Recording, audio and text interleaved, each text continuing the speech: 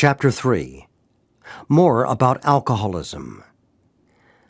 Most of us have been unwilling to admit we were real alcoholics. No person likes to think he is bodily and mentally different from his fellows. Therefore, it is not surprising that our drinking careers have been characterized by countless vain attempts to prove we could drink like other people. The idea that somehow, someday, he will control and enjoy his drinking is the great obsession of every abnormal drinker. The persistence of this illusion is astonishing. Many pursue it into the gates of insanity or death.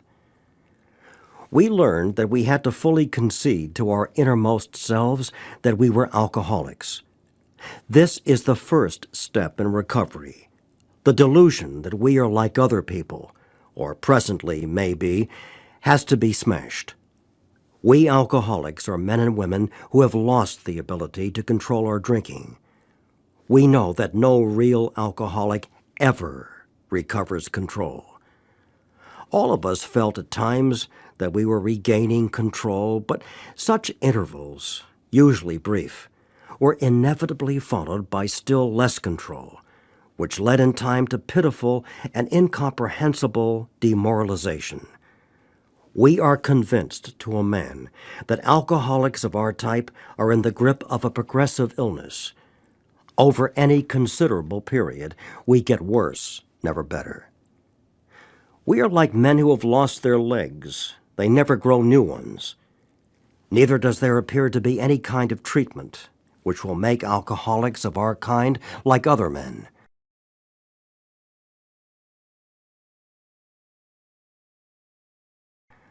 We have tried every imaginable remedy. In some instances, there has been brief recovery, followed always by a still worse relapse. Physicians who are familiar with alcoholism agree there is no such thing as making a normal drinker out of an alcoholic. Science may one day accomplish this, but it hasn't done so yet. Despite all we can say, many who are real alcoholics are not going to believe they are in that class. By every form of self-deception and experimentation, they will try to prove themselves exceptions to the rule, therefore non-alcoholic. If anyone who is showing inability to control his drinking can do the right about face and drink like a gentleman, our hats are off to him. Heaven knows we have tried hard enough and long enough to drink like other people. Here are some of the methods we have tried. Drinking beer only. Limiting the number of drinks. Never drinking alone. Never drinking in the morning. Drinking only at home. Never having it in the house. Never drinking during business hours. Drinking only at parties. Switching from scotch to brandy. Drinking only natural wines. Agreeing to resign if ever drunk on the job. Taking a trip. Not taking a trip. Swearing off forever, with and without a solemn oath. Taking more physical exercise. Reading inspirational books. Going to health farms and sanitariums. Accepting voluntary commitment to asylums. We could increase the list ad infinitum. We do not like to pronounce any individual as alcoholic, but you can quickly diagnose yourself. Step over to the nearest barroom and try some controlled drinking. Try to drink and stop abruptly. Try it more than once.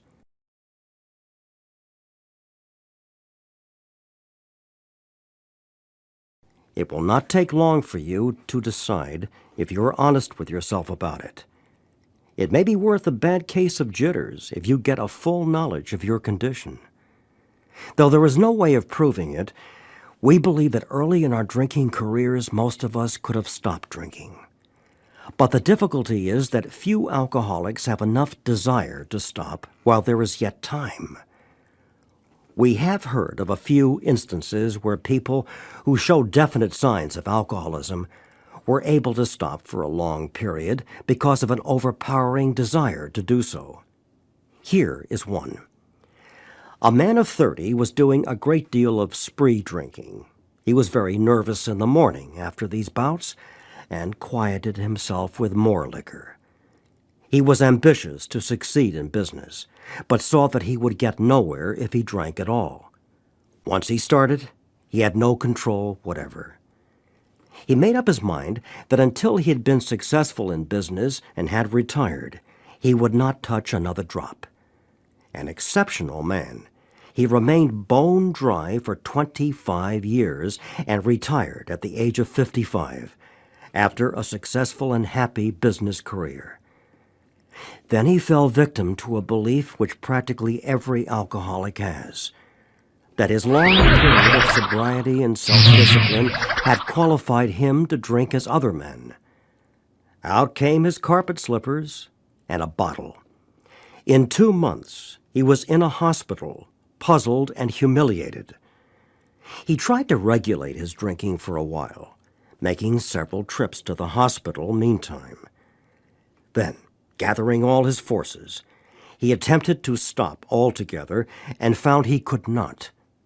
Every means of solving his problem which money could buy was at his disposal.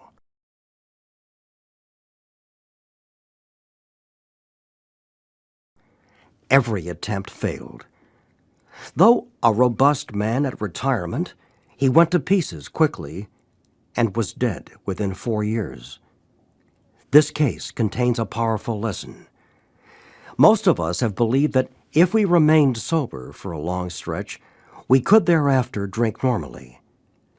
But here is a man who at 55 years found he was just where he had left off at 30. We have seen the truth demonstrated again and again. Once an alcoholic, always an alcoholic. Commencing to drink after a period of sobriety, we are in a short time as bad as ever. If we are planning to stop drinking, there must be no reservation of any kind, nor any lurking notion that someday we will be immune to alcohol. Young people may be encouraged by this man's experience to think that they can stop as he did on their own willpower. We doubt if many of them can do it, because none will really want to stop, and hardly one of them, because of the peculiar mental twist already acquired, will find he can win out. Several of our crowd, men of 30 or less, had been drinking only a few years, but they found themselves as helpless as those who had been drinking 20 years. To be gravely affected, one does not necessarily have to drink a long time, nor take the quantity some of us have. This is particularly true of women. Potential female alcoholics often turn into the real thing and are gone beyond recall in a few years. Certain drinkers, who would be greatly insulted if called alcoholics, are astonished at their inability to stop. We who are familiar with the symptoms see large numbers of potential alcoholics among young people everywhere.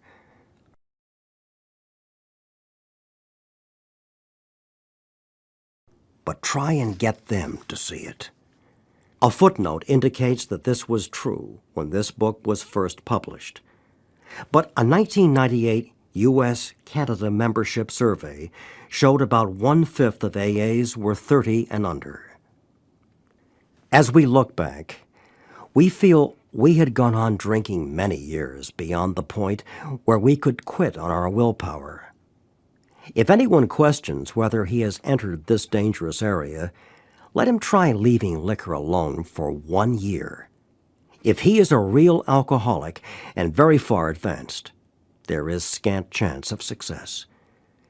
In the early days of our drinking, we occasionally remained sober for a year or more, becoming serious drinkers again later. Though you may be able to stop for a considerable period, you may yet be a potential alcoholic. We think few, to whom this book will appeal, can stay dry anything like a year.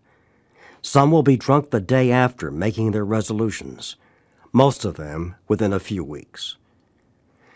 For those who are unable to drink moderately, the question is how to stop altogether. We are assuming, of course, that the reader desires to stop. Whether such a person can quit upon a non-spiritual basis depends upon the extent to which he has already lost the power to choose whether he will drink or not. Many of us felt that we had plenty of character. There was a tremendous urge to cease forever. Yet we found it impossible.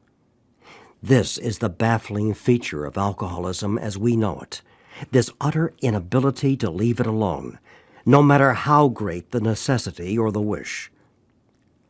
How, then, shall we help our readers determine, to their own satisfaction, whether they are one of us? The experiment of quitting for a period of time will be helpful, but we think we can render an even greater service to alcoholic sufferers and perhaps to the medical fraternity.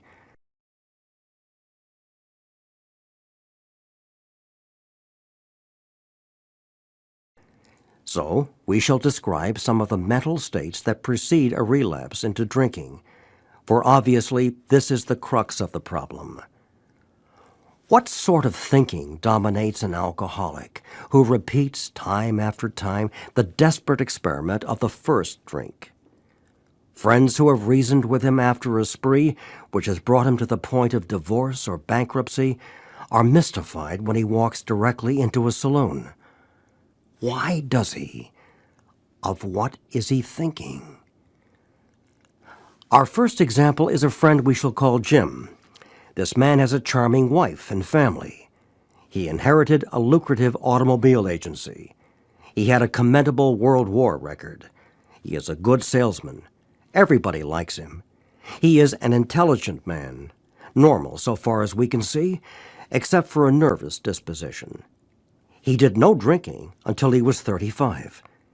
In a few years, he became so violent when intoxicated that he had to be committed.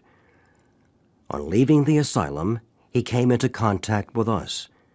We told him what we knew of alcoholism and the answer we had found. He made a beginning.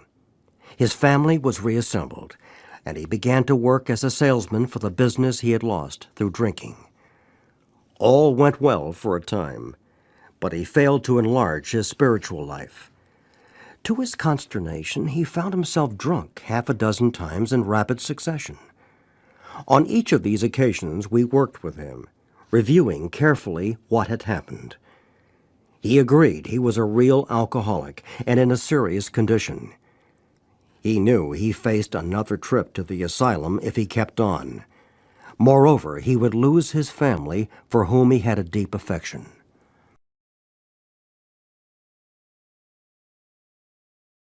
Yet he got drunk again.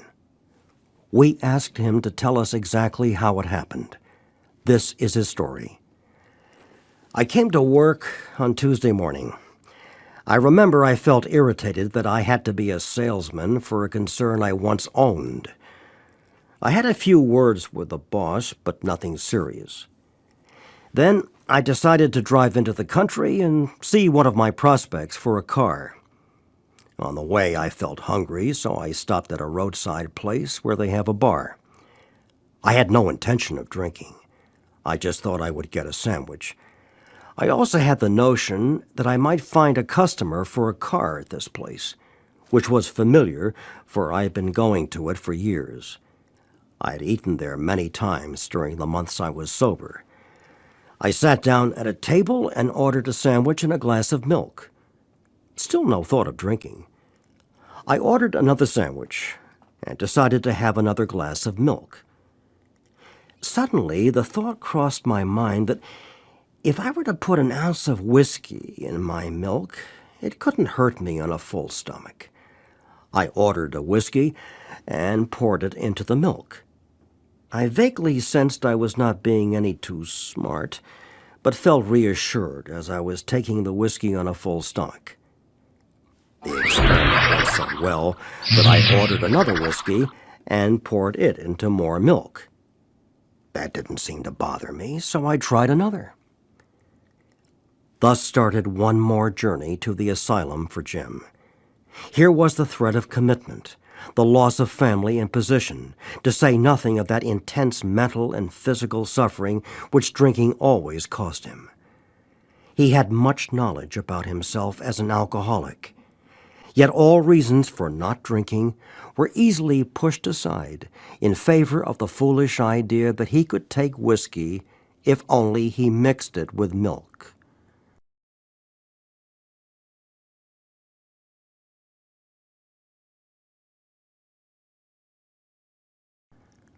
Whatever the precise definition of the word may be, we call this plain insanity. How can such a lack of proportion, of the ability to think straight, be called anything else? You may think this an extreme case. To us, it is not far-fetched, for this kind of thinking has been characteristic of every single one of us. We have sometimes reflected more than Jim did upon the consequences, but there was always the curious mental phenomenon that, parallel with our sound reasoning, there inevitably ran some insanely trivial excuse for taking the first drink. Our sound reasoning failed to hold us in check. The insane idea won out. Next day, we would ask ourselves in all earnestness and sincerity how it could have happened. In some circumstances, we have gone out deliberately to get drunk, feeling ourselves justified by nervousness, anger, worry, depression, jealousy, or the like. But even in this type of beginning, we are obliged to admit that our justification for a spree was insanely insufficient in the light of what always happened. We now see that when we began to drink deliberately instead of casually, there was little serious or effective thought during the period of premeditation of what the terrific consequences might be.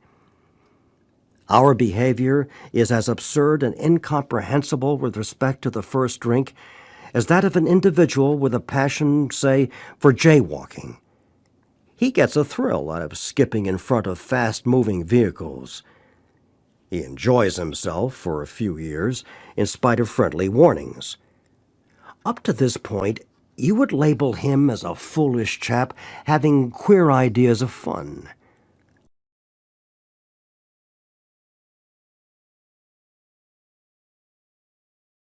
Luck then deserts him, and he is slightly injured several times in succession. You would expect him, if he were normal, to cut it out. Presently he is hit again, and this time has a fractured skull.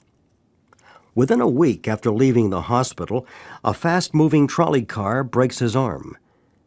He tells you he has decided to stop jaywalking for good, but in a few weeks he breaks both legs. On through the years, this conduct continues, accompanied by his continual promises to be careful or to keep off the streets altogether. Finally, he can no longer work. His wife gets a divorce, and he is held up to ridicule. He tries every known means to get the jaywalking idea out of his head. He shuts himself up in an asylum, hoping to mend his ways. But the day he comes out, he races in front of a fire engine, which breaks his back. Such a man would be crazy, wouldn't he? You may think our illustration is too ridiculous, but is it? We, who have been through the ringer, have to admit if we substituted alcoholism for jaywalking, the illustration would fit us exactly. However intelligent we may have been in other respects, where alcohol has been involved, we have been strangely insane. It's strong language, but isn't it true? Some of you are thinking, yes, what you tell us is true, but it doesn't fully apply. We admit we have some of these symptoms, but we have not gone to the extremes you fellows do, nor are we likely to, for we understand ourselves so well after what you have told us that such things cannot happen again. We have not lost everything in life through drinking, and we certainly do not intend to. Thanks for the information. That may be true of certain non-alcoholic people who, though drinking foolishly and heavily at the present time, are able to stop or moderate, because their brains and bodies have not been damaged as ours were. But the actual, or potential alcoholic, with hardly an exception, will be absolutely unable to stop drinking on the basis of self-knowledge. This is a point we wish to emphasize and re-emphasize, to smash home upon our alcoholic readers as it has been revealed to us out of bitter experience. Let us take another illustration. Fred is a partner in a well-known accounting firm.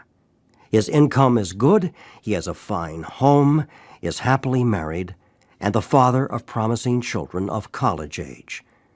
He has so attractive a personality that he makes friends with everyone. If ever there was a successful businessman, it is Fred. To all appearance, he is a stable, well-balanced individual. Yet, he is alcoholic. We first saw Fred about a year ago in a hospital where he had gone to recover from a bad case of jitters. It was his first experience of this kind, and he was much ashamed of it. Far from admitting he was an alcoholic, he told himself he came to the hospital to rest his nerves. The doctor intimated strongly that he might be worse than he realized. For a few days he was depressed about his condition. He made up his mind to quit drinking altogether. It never occurred to him that perhaps he could not do so, in spite of his character and standing. Fred would not believe himself an alcoholic, much less accept a spiritual remedy for his problem. We told him what we knew about alcoholism.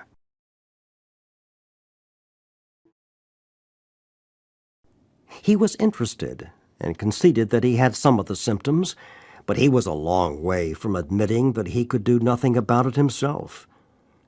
He was positive that this humiliating experience, plus the knowledge he had acquired, would keep him sober the rest of his life. Self-knowledge would fix it. We heard no more of Fred for a while. One day, we were told that he was back in the hospital. This time, he was quite shaky. He soon indicated he was anxious to see us. The story he told is most instructive, for here was a chap absolutely convinced he had to stop drinking, who had no excuse for drinking, who exhibited splendid judgment and determination in all his other concerns, yet was flat on his back nevertheless. Let him tell you about it. I was much impressed with what you fellows said about alcoholism, and I frankly did not believe it would be possible for me to drink again.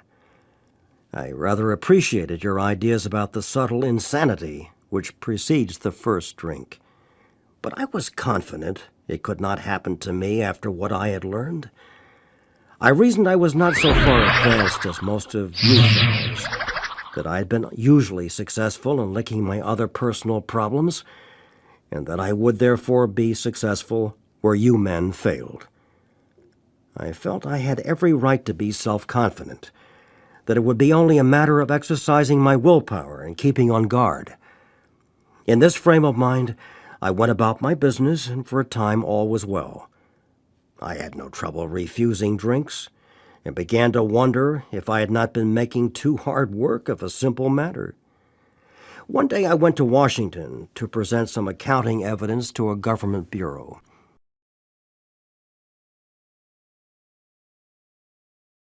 I had been out of town before during this particular dry spell, so there was nothing new about that.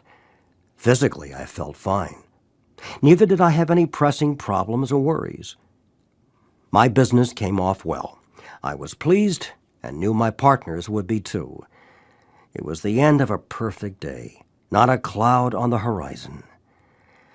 I went to my hotel and leisurely dressed for dinner. As I crossed the threshold of the dining room, the thought came to mind that it would be nice to have a couple of cocktails with dinner. That was all. Nothing more. I ordered a cocktail and my meal. Then I ordered another cocktail. After dinner, I decided to take a walk. When I returned to the hotel, it struck me a highball would be fine before going to bed, so I stepped into the bar and had one. I remember having several more that night and plenty next morning. I have a shadowy recollection of being in an airplane bound for New York and of finding a friendly taxicab driver at the landing field instead of my wife. The driver escorted me about for several days. I know little of where I went or what I said and did. Then came the hospital with unbearable mental and physical suffering. As soon as I regained my ability to think, I went carefully over that evening in Washington. Not only had I been off guard, I had made no fight whatever against the first drink. This time, I had not thought of the consequences at all. I had commenced to drink as carelessly as though the cocktails were ginger ale. I now remembered what my alcoholic friends had told me, how they prophesied that if I had an alcoholic mind, the time and place would come. I would drink again.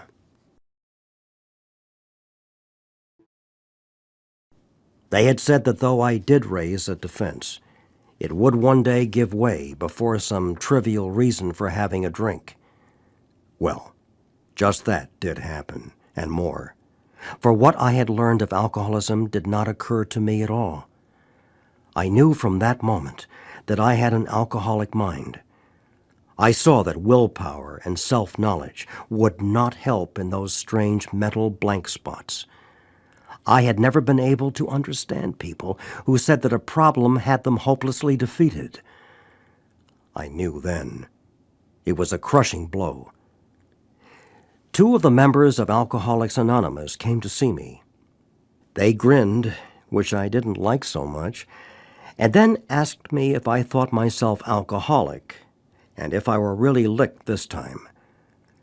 I had to concede both propositions. They piled on me heaps of evidence to the effect that an alcoholic mentality, such as I had exhibited in Washington, was a hopeless condition. They cited cases out of their own experience by the dozen. This process snuffed out the last flicker of conviction that I could do the job myself. Then they outlined the spiritual answer and program of action, which 100 of them had followed successfully. Though I had been only a nominal churchman, their proposals were not intellectually hard to swallow. But the program of action, though entirely sensible, was pretty drastic. It meant I would have to throw several lifelong conceptions out of the window. That was not easy. But the moment I made up my mind to go through with the process, I had the curious feeling that my alcoholic condition was relieved, as in fact it proved to be. Quite as important was the discovery that spiritual principles would solve all my problems. I have since been brought into a way of living infinitely more satisfying, and, I hope, more useful than the life I lived before.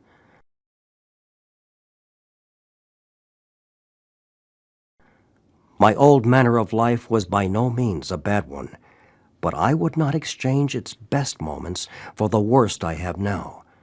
I would not go back to it even if I could. Fred's story speaks for itself. We hope it strikes home to thousands like him. He had felt only the first nip of the ringer. Most alcoholics have to be pretty badly mangled before they really commence to solve their problems. Many doctors and psychiatrists agree with our conclusions. One of these men, staff member of a world-renowned hospital, recently made this statement to some of us. What you say about the general hopelessness of the average alcoholic's plight is, in my opinion, correct. As to 2 of you men, whose stories I have heard, there is no doubt in my mind that you are 100% hopeless, apart from divine help. Had you offered yourselves as patients at this hospital, I would not have taken you if I had been able to avoid it. People like you are too heartbreaking. Though not a religious person, I have profound respect for the spiritual approach in such cases as yours. For most cases, there is virtually no other solution. Once more, the alcoholic at certain times has no effective mental defense against the first drink. Except in a few rare cases, Neither he nor any other human being can provide such a defense. His defense must come from a higher power.